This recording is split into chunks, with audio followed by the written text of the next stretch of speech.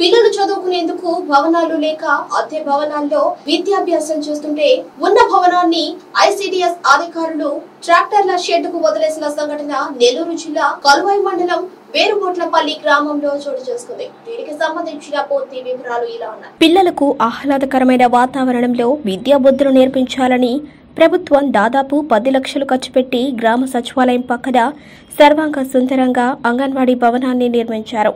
గోడలపై చక్కటి బొమ్మల కొలువుతో సుందరంగా చేశారు.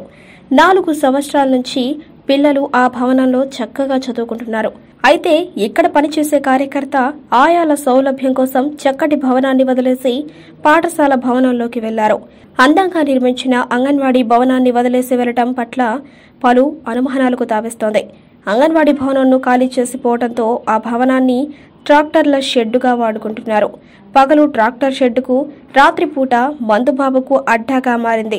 చక్కగా ఉన్న భవనం దుమ్ము ధూళి పట్టి అపరిశుభ్రంగా తయారైంది. అంగన్వాడీ భవనంను ఖాళీ చేసి వెళ్లినా ఇక్కడ పనిచేసే సూపర్వైజర్ సైతం మౌనం వహిస్తున్నారు.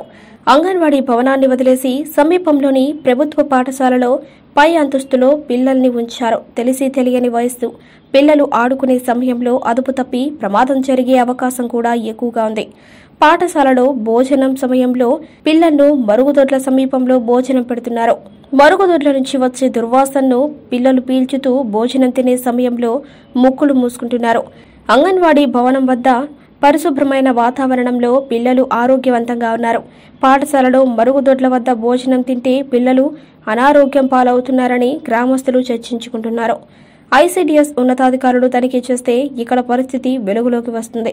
వేరుపొట్లపల్లి గ్రామంలో ట్రాక్టర్ షెడ్గా మందుబాబులకు అడ్డాగా మారిన అంగన్వాడీ కేంద్రాన్ని ఉపయోగంలోకి తీసుకురావాలని గ్రామస్తులు కోరుతున్నారు.